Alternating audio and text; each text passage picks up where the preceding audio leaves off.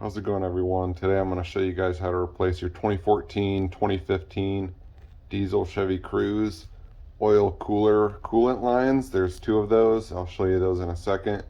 And then also behind the oil cooler, it's often to leak oil at some of the seals.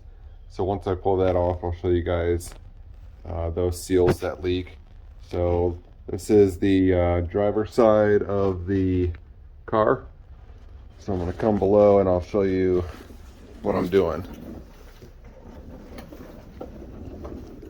So first off, just to give you an idea of where we're at, there's the drain plug for your oil pan. And then, I forget the name of this all the time, but I believe it's the SCR.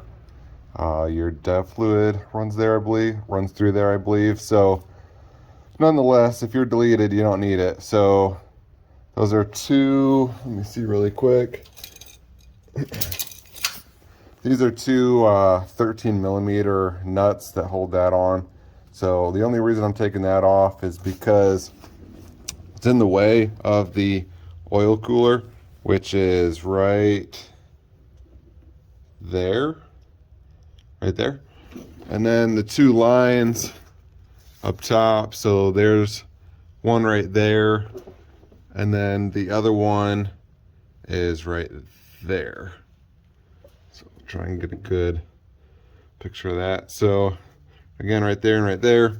So you're just going to pull those two off and then either replace the O-rings on the inside, which you can find in the cheat sheet, or you can replace the lines themselves, but usually what's found leaking is the O-rings themselves. And then the gaskets that leak oil, there's some on the back side that attach to the engine, and then the other ones are between the seal right behind the oil cooler itself. So between that assembly and this assembly, whereas the other ones sit on the back side, and there's just two of those.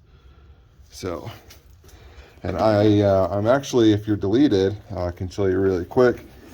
The SCR, you can pull the cannon plug off and then pull that up through the top.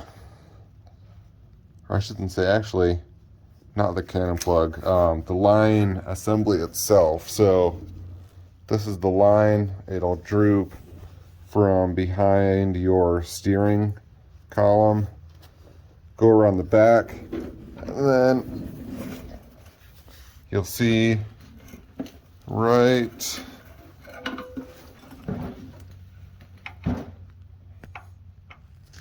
there, I'm pulling it out. So maybe I can get it on video now.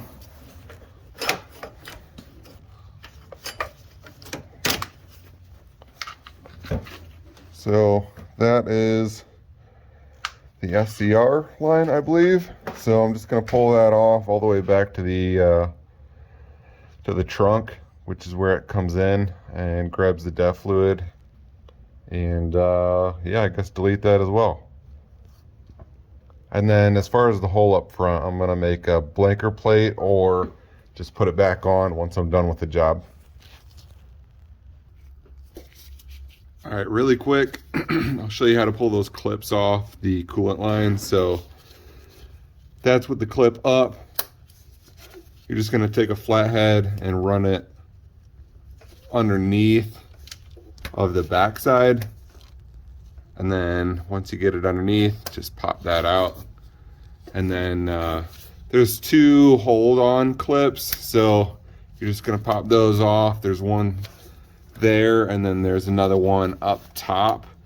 That one's a little bit bigger, that goes around the actual the coolant line itself. So I'm going to go up top and I'll show you where those clips are on the upper ones. All right, so on top of the engine, if you follow, let me show you really quick. If you follow this guy almost straight back, you'll get to the line. So I'm gonna hop up really quick and I'll show you that. If you come straight back, it's gonna be this guy right here. So take some needle nose pliers, squeeze that together, and then pull it back onto the end far enough to get off of obviously where it's sitting now. And then the clip, it's a little bit hard to get to, but it's gonna be right back there. So again, that one's gonna be the hardest one to probably get. And then the other line, if you follow where your blinker plate is, if you're deleted, and then don't quote me on this, but deleted EGR right there. So if you're not deleted, then your EGR that's still plugged in, or may or may not be plugged in now if you are deleted, but regardless, the other coolant line sits just below that, and the clip is extremely easy to get to. All right, so I know I said to use some needle nose to pull off this clamp right here, this hose clamp, but if you've got one of these bad mamma jammas, I guess Nipex 8701 250, or some channel locks, I don't know. Those worked really nice to get onto that clamp. So once you get that off, you'll lose about a tablespoon of coolant, and then it starts dripping out of the pipe itself. So all I did to stop the leak is I just took my glove and plugged it up. All right, also another change of plan. So in order to get the clip off of this one, let me try and get a good view for you.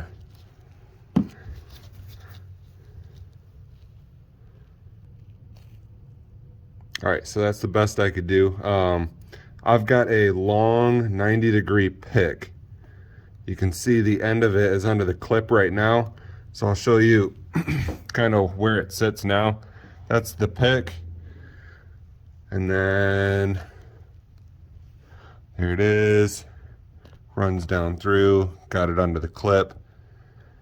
And then obviously just pull back on it. So if you want to, I'm not condoning this, but if you buy Snap-on tools or you have access to a truck, it's probably $1 million. I don't know how much I spent on it, but it is SGL3A SH90B. Or you can go to Harbor Freight, and I'm sure they have a 90-degree pick that's that long. So I just want to touch back on this really quick. I believe it's the EGR tube. Sorry for the people that are not deleted, but I believe the tube is going to be in the way. So I guess if you got to remove that to get access to that clip, to that clamp, not clamp, clip, for that last coolant line, yeah, it might be a pain in the ass. So be careful when you're on top of the engine. I find myself keep wanting to like put my hand down here, and there's a lot of these that are extremely fragile, especially these guys, which I believe your injection line. So I'm gonna pull off these lines and maybe give you guys an idea of how much fluid comes out.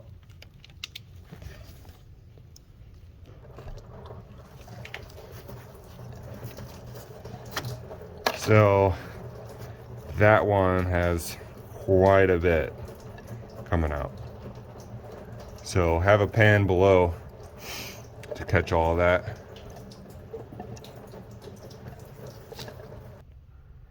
So just so you guys know I'm being real with you, make sure the pan is directly center of each line that you pull off as you pull it off, because it'll make a fat mess.